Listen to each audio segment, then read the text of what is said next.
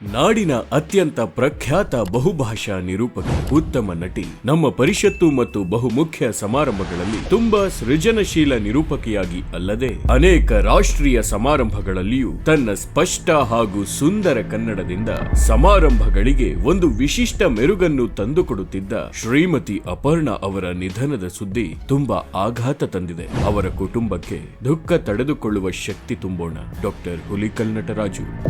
ಯಾವುದೇ ಒಂದು ವಸ್ತು ನಮ್ಮ ಮುಂದೆ ಇದ್ದಾಗ ಅದರ ನಿಜವಾದ ಅರ್ಥ ಅಥವಾ ಬೆಲೆ ಗೊತ್ತಾಗಲ್ಲ. ಅದು ಕಳ್ಕೊಂಡಾಗ ಮಾತ್ರ ಅದರ ಬೆಲೆ ಗೊತ್ತಾಗುತ್ತೆ. ಬದುಕು ಜಟಕ ಬಂಡಿ ವಿಧಿ ಆಧಾರ ಸಾಹಿವೆ. ಇವತ್ತು ಅವರು, ನಾಳೆ ನಾವು ಇದ್ದಾಗ ಸ್ಮೈಲ್ ಮಾಡಲ್ಲ, ವಾಸ್ತವದ ನೆಲೆಗಟ್ಟಿನಲ್ಲಿ ಬದುಕನ್ನು ಕಟ್ಟಿಕೊಳ್ಳಲ್ಲ. ಹೋದ್ಮೇಲೆ ಅದ್ರ ಬಗ್ಗೆ ಚಿಂತನೆ ಮಾಡಲಿಕ್ಕೆ ಹೋಗ್ತೀವಿ. ಕನ್ನಡದ ಸಾರಸ್ವತ ಲೋಕದಲ್ಲಿ, ಭಾಷೆಯ ಅಸ್ತಿತ್ವದಲ್ಲಿ, ಭಾಷಾ ನಿಘಂಟು, ನಿರೂಪಕಿಯ ನಿಘಂಟು ಅಂತಂದರೆ ನಮ್ಮ ಮುಂದೆ ಇದ್ದಿದ್ದು ಅಪರ್ಣಾ. ಅವರು ನಿರೂಪಣೆ ಮಾಡ್ತಾ ಇದ್ದಾಗ ಎಷ್ಟೋ ಕಾರ್ಯಕ್ರಮಗಳಲ್ಲಿ ನಾನು ಕುಳಿತುಕೊಂಡು ಅವರ ನಿರೂಪಣೆಯನ್ನು ಅಬ್ಸರ್ವ್ ಮಾಡ್ತಾ ಇದ್ದೆ.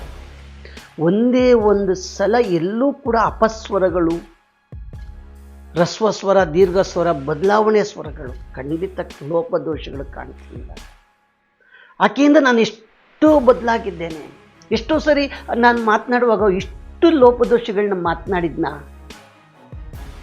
ಆಗ ನನ್ನ ಮುಂದೆ ಬರ್ತಿದ್ದು ಅಪರ್ಣಾ ನಾನು ನೋಡಿದ್ರೆ ಕನ್ನಡದ ಮೇರು ನಟಿಯಾಗಿ, ಕನ್ನಡ ಭಾಷೆಯ ಒಬ್ಬ ಕಲಾವಿದೆಯಾಗಿ, ತನ್ನನ್ನು ತಾನು ಬೆಂಕಿಯಲ್ಲಿ ಅರಳಿದ ಹೂವಿನಂತೆ ಎಷ್ಟೇ ನೋವುಗಳು ಇದ್ದರೂ ಕೂಡ ಮತ್ತೊಬ್ಬರ ಮುಂದೆ ತೋರ್ಪಡಿಸದ ಹಾಗೆ ನಮ್ಮನ್ನೆಲ್ಲ ಸಾರಸ್ವತ ಲೋಕದ ಒಳಗಡೆ, ಕಲೆಯ ಒಳಗಡೆ ನಮ್ಮನ್ನು ಕುರಿಸ್ತಾ ಇದ್ರು. ಅದೇ ಅವರ ಜೀವಂತಿಕೆ. ಇಂದು ಅಪರ್ಣಾ ಇಲ್ಲ ಅಂತ ಹೇಳಲ್ಲ. ಅಪರ್ಣಾ ಇದ್ದಂಥ 30 ವರ್ಷಗಳು ಏನು ನಿರೂಪಕಿ ಆಗಿದ್ದರು, ಹೇಗೆಲ್ಲ ಅವರ ನಡೆ, ನುಡಿ, ಸಂಸ್ಕಾರ, ಸಂಸ್ಕೃತಿ ಇತ್ತು, ಅದನ್ನೊಂದಿಷ್ಟು ನಾವು ಮೈಗೂಡಿಸ್ಕೊಂಡ್ರೆ ಅವರ ಮನಸ್ಸಿಗೊಂದಿಷ್ಟು ನೆಮ್ಮದಿ ಸಿಗುತ್ತೆ ಅಂತ ಹೇಳಿ ನಾನು ಭಾವಿಸಿದ್ದೇನೆ. ಆ ಕುಟುಂಬಕ್ಕೆ ಆ ಶಕ್ತಿಯನ್ನು ತುಂಬಿಕೊಳ್ಳುವ ಶಕ್ತಿ ಬರಲಿ ಅಂತ ನಾನು ಕೋರ್ಕೊಳ್ತೇನೆ.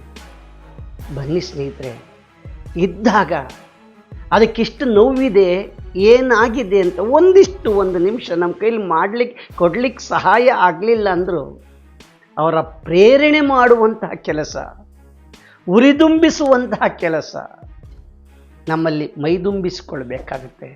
ಅದೇ ಕಲೆ ಏನು ಅಪರ್ಣಾ ಮೈಗೂಡಿಸ್ಕೊಂಡಿದ್ರು ಅದರಲ್ಲಿ ಒಳ್ಳೆಯ ಕಲೆಯನ್ನು ನಾವು ಮೈಗೂಡಿಸ್ಕೊಳ್ಳೋಣ.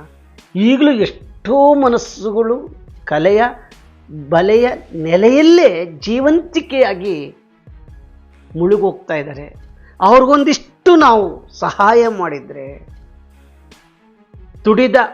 ದುಡಿಯುತ್ತಿರುವ ಮನಗಳಿಗೆ ಒಂದಿಷ್ಟು ಸ್ಪಂದಿಸಿದ್ರೆ ಇನ್ನೊಂದಿಷ್ಟು ವರ್ಷ ನಾವು ನಮ್ಮೊಂದಿಗೆ ಇಟ್ಕೋಬೋದಲ್ವಾ. ಬನ್ನಿ, ಅವರ ಒಳ ಮನಸ್ಸಿನಲ್ಲಿ ಮಾತನಾಡಿದಾಗ ನೋವು, ದುಡಿತ, ದುಮ್ಮಾನಗಳು ಗೊತ್ತಾಗ್ತವೆ. ಸ್ಪಂದಿಸೋಣ. ಇದೇ ಮಾನವೀಯತೆ. ಅಪರ್ಣಾ, ಕನ್ನಡದ ಸಾರಸ್ವತ ಲೋಕದ ಪರವಾಗಿ ಸಾವಿರ ಅಭಿನಂದನೆಗಳು. ನಮಸ್ಕಾರ. ಆತ್ಮೀಯರೇ, ನಿಮ್ಮ ಸುತ್ತಮುತ್ತ ಈ ರೀತಿಯ ಸಮಸ್ಯೆಗಳಿಂದ ಬಳಲುತ್ತಿರುವ ಜನರಿದ್ದರೆ ಈ ಮೇಲ್ಕಂಡ ಮೊಬೈಲ್ ಸಂಖ್ಯೆಗೆ ಕರೆ ಮಾಡಿ ಅಪಾಯಿಂಟ್ಮೆಂಟ್ ತೆಗೆದುಕೊಳ್ಳಬಹುದು. ಪ್ರತಿ ಸೋಮವಾರ, ಬುಧವಾರ ಹಾಗೂ ಶುಕ್ರವಾರ ಮಧ್ಯಾಹ್ನ 12ರಿಂದ ಸಂಜೆ 6ರ ತನಕ ಕ್ಲಿನಿಕ್ ತೆರೆದಿರುತ್ತದೆ.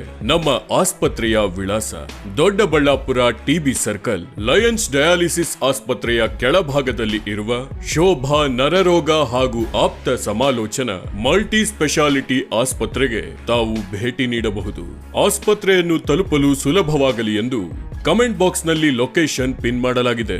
ಹೆದರಬೇಡಿ, ನಿಮ್ಮ ಜೊತೆ ನಾವಿದ್ದೇವೆ.